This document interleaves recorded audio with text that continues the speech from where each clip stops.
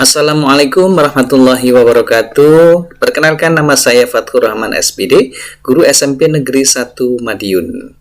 Pada kali ini saya akan menyampaikan program pengimbasan Bintek Asesmen Kompetensi Minimum yang telah diselenggarakan oleh Kementerian Republik Indonesia melalui program Guru Belajar Seri AKM. Program ini dirancang oleh Kementerian Pendidikan dan Kebudayaan untuk membantu para guru, kepala sekolah, pengawas SD, SMP, SMA, SMK dalam memahami tujuan, konsep, bentuk pelaksanaan asesmen nasional, serta dapat menganalisis contoh asesmen literasi membaca, numerasi, dan pada AKM. Selanjutnya, tujuan program Guru Belajar Seri AKM: 1. Memahami konsep asesmen nasional. 2. Memahami bentuk pelaksanaan asesmen nasional. 3. Menganalisa contoh asesmen literasi membaca pada asesmen kompetensi minimum. Yang keempat, menganalisis contoh asesmen numerasi pada asesmen kompetensi minimum. Yang kelima, membaca dan menindaklanjuti laporan hasil asesmen kompetensi minimum. Keenam, melakukan pengimbasan dengan mengajak rekan guru yang lain untuk mengikuti program Guru Belajar Seri Asesmen Kompetensi Minimum. Siapa sajakah yang bisa menjadi peserta program Guru Belajar Seri AKM? Banyak sekali diantaranya guru SD, SMP, SMA, SMK, kepala sekolah, pengawas sekolah, SD, SMP, SMA, SMK, dan semua guru SMP, SDLB, SMPLB, SMALB, kepala sekolah, SDLB, SMPLB, SMALB, dan tentunya juga peserta dari PKPM dan yang telah memiliki akun SIM PKB. Tahapan program Guru Belajar Seri AKM melalui yang pertama, pendaftaran. Pendaftaran dimulai tanggal 22 Desember 2020 sampai 23 Februari 2021. Dan selanjutnya pelaksanaannya dimulai tanggal 4 Januari, berakhir tanggal 27 Februari 2021. Mulai dari angkatan 1 sampai angkatan 11. Kemudian tahap berikutnya adalah pengimbasan. Semua angkatan 9 mulai tanggal 9 sampai 27 Februari 2021. Keuntungan mengikuti Bintek Guru Belajar Seri AKM: yang pertama, meningkatkan kompetensi guru. 2. Belajar AKM menjadi lebih baik dan lebih mudah. Yang ketiga, mendapatkan sertifikat Bintek sejumlah 32 jam. Nah, bagaimana kalau kita akan mendaftarkan? Kita harus mendaftarkan, dibuka di laman https www.gurubelajar.go.id. Kemudian pilih yaitu program yang sudah kita buka di akun kita, yaitu Saya Mengerti. Di situ ayo belajar bersama program GTK Guru Belajar pada seri Pendidikan Tampilan Hidup. Nah, ini seri AKM. Kita bisa pilih atau kita bisa lihat yang lain dulu, silakan. Nah, di sini banyak seri AKM, selengkapnya kita klik.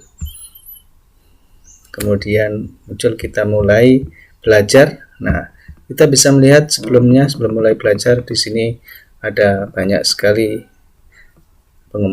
informasi-informasi penting, apa tujuan dari kita belajar AKM dan sebagainya. Nah, inilah cara-cara kita, dan kita bisa melaksanakan kegiatan ini selama 5 hari dalam satu tahapan yang kita ikuti.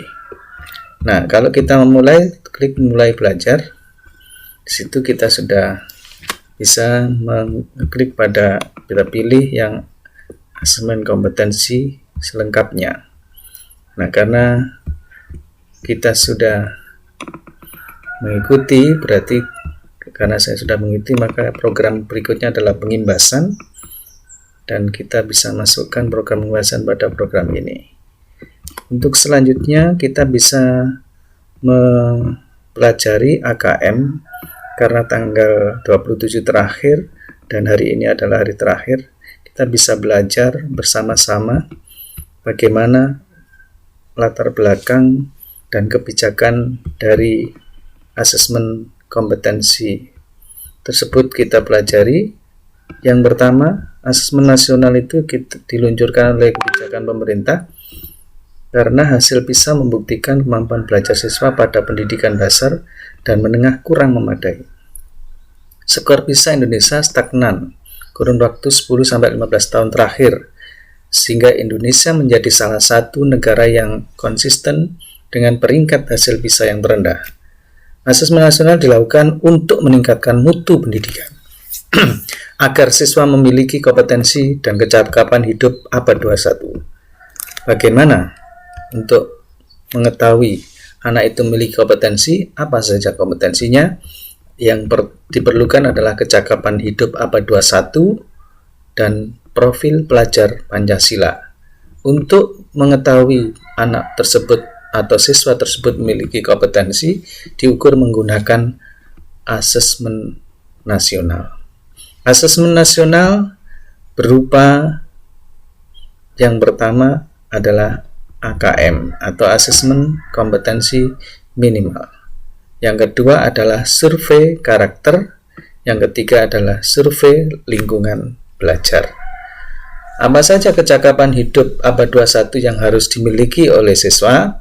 Yang pertama adalah kecakapan belajar dan berinovasi. Yang kedua, kecakapan menggunakan teknologi informasi. Yang ketiga, kecakapan hidup untuk bekerja dan berkontribusi pada masyarakat. Kompetensi yang harus dimiliki sebagai siswa yaitu siswa memiliki kompetensi profil pelajar Pancasila. Ada 6 komponen atau indikator. Yang pertama, siswa harus memiliki sifat beriman, bertakwa kepada Tuhan Yang Maha Esa, dan berakhlak mulia. Yang kedua, berkebinekaan global. Yang ketiga, bergotong royong. Yang keempat, mandiri. Yang kelima, bernalar kritis. Dan yang keenam, kreatif. Profil pelajar Pancasila yang pertama, beriman, bertakwa kepada Tuhan Yang Maha Esa, dan berakhlak mulia. Elemen kuncinya 1. Akhlak beragama, 2. Akhlak pribadi, ketiga akhlak kepada manusia, yang keempat akhlak kepada alam, dan yang kelima akhlak bernegara. Untuk yang profil pelajar Pancasila yang kedua, indikatornya adalah memiliki keberkebinekaan global. Elemen kuncinya adalah 1. Mengenal dan menghargai budaya. 2. Kemampuan komunikasi interkultural dalam berinteraksi dengan sesama. 3. Refleksi dan tanggung jawab terhadap pengalaman kebinekaan. Untuk indikator profil pelajar Pancasila yang ketiga, gotong royong. Elemen kuncinya adanya kolaborasi. Yang kedua, kepedulian. Yang ketiga, berbagi. Untuk profil pelajar Pancasila yang keempat, mandiri. Elemen kuncinya 1. Kesadaran akan diri dan situasi yang dihadapi. 2. Regulasi diri. Selanjutnya, elemen kunci bernalar kritis. Kuncinya 1. Memperoleh dan memproses informasi dan gagasan. 2. Menganalisis dan mengevaluasi penalaran. 4. Merefleksi pemikiran dan proses berpikir. Yang berikutnya, mengambil keputusan. Yang keenam dari profil pelajar Pancasila adalah kreatif. Elemen kunci kreatif: 1. Menghasilkan gagasan yang orisinal. Yang kedua, menghasilkan karya dan tindakan yang original. Komponen asesmen nasional ada 3.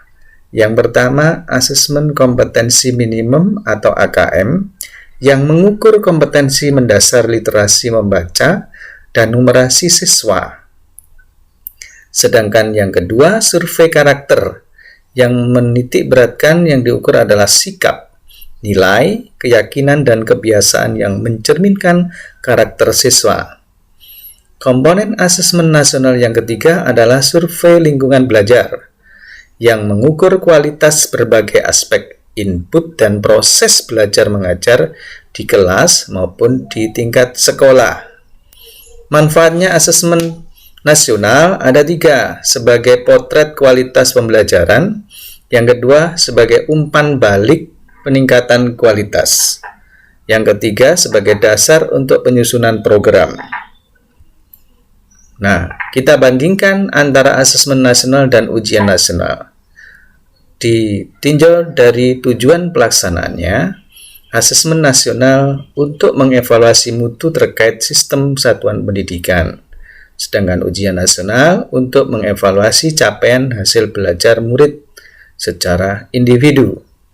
Ditinjau dari jenjang penilaian dan yaitu asesmen nasional SD atau MI, SMP, MTS, SMA, SMK, program kesetaraan. Ujian nasional hanya SMP, SMTS, SMA, MA, dan SMK. Nah, ditinjau dari metode penelitian, yaitu metode penilaiannya adalah menggunakan komputer MSAT ya. Sedangkan untuk yang ujian nasional komputer based test atau CBT dan paper based test. Ditinjau dari model soalnya, kalau asesmen nasional ada pilihan ganda kompleks, menjodohkan, isian singkat, dan uraian. Kalau ujian nasional pilihan ganda dan isian singkat. Nah, jadwal pelaksanaan untuk kegiatan tersebut, untuk SDMI hari pertama tes literasi selama 75 menit, survei karakter 20 menit. Hari kedua tes numerasi 75 menit, survei lingkungan belajar selama 20 menit. Untuk SMP, hari pertama tes literasi 90 menit, tes survei karakter 30 menit. Hari kedua tes numerasi 90 menit, survei lingkungan belajar 30 menit. Nah, dari struktur asesmen nasional keterkaitan dengan AKM survei karakter dan survei lingkungan, di AKM ini yang kita pelajari ada 2, yaitu literasi membaca dan literasi numerasi. Komponen AKM literasi membaca ada 3, komponen konten, proses kognitif, dan konteks. Yang konten ada 2, teks informasi dan teks fiksi. Sedangkan komponen proses kognitif ada 3, menemukan informasi, yang kedua interpretasi dan integrasi, yang ketiga evaluasi dan refleksi. Sedangkan untuk komponen konteks ada 3, personal, sosial budaya, dan saintifik. Begitu pula untuk komponen AKM numerasi, ada 3 komponen, yaitu yang kontens, yaitu terkait dengan bilangan, yang kedua pengukuran dan geometri, yang ketiga data dan ketidakpastian, yang keempat aljabar. Untuk komponen kedua dari AKM numerasi, yaitu proses kognitif, ada 3, pemahaman, penerapan, penalaran. Sedangkan komponen yang ketiga, konteks, ada 3 juga, yaitu personal, sosial budaya, dan saintifik. Nah, untuk melihat penguasaan dari siswa, ini ada kelompok yang menggambarkan tingkat kompetensi yang berbeda-beda. Untuk literasi ada 3 kelompok, ada 4 kelompok. Yang pertama, perlu intervensi khusus. Yang kedua, dasar, masuk dasar, kemudian cakap dan mahir. Begitu pula dengan numerasi sama. Ada perlu intervensi khusus, kelompok dasar, kelompok cakap, dan mahir. Nah, untuk pembelajaran yang diharapkan di abad 21 ini pembelajaran berkompetensi, berbasis kompetensi, bukan berbasis konten saja. Bedanya antara pembelajaran berbasis kompetensi dan berbasis konten. Yang pertama adalah untuk pembelajaran berbasis kompetensi berpusat pada kebutuhan, sedangkan pada pembelajaran berbasis konten berpusat pada materi pembelajaran. Nah, untuk belajar di pembelajaran berbasis kompetensi, belajar untuk pemahaman konsep dan keterampilan. Pada pembelajaran berbasis konten, belajar untuk cakupan materi. Sedangkan ditinjau dari ini kinerja, menunjukkan kinerja dan menerapkan konsep pada pembelajaran berbasis kompetensi. Sedangkan pembelajaran berbasis konten menjawab serangkaian pertanyaan tes berdasarkan topik. Pada pembelajaran berbasis kompetensi, orientasi pada proses dan penguasaan kompetensi. Kalau pembelajaran berbasis konten, orientasinya pada nilai akhir. Demikian yang bisa kami sampaikan, mudah-mudahan bermanfaat bagi kita semua. Kita akhiri dengan mudah-mudahan kita semua bisa memanfaatkan dan bisa mengimbaskan pada teman-teman kita. Saya akhiri. Assalamualaikum warahmatullahi wabarakatuh.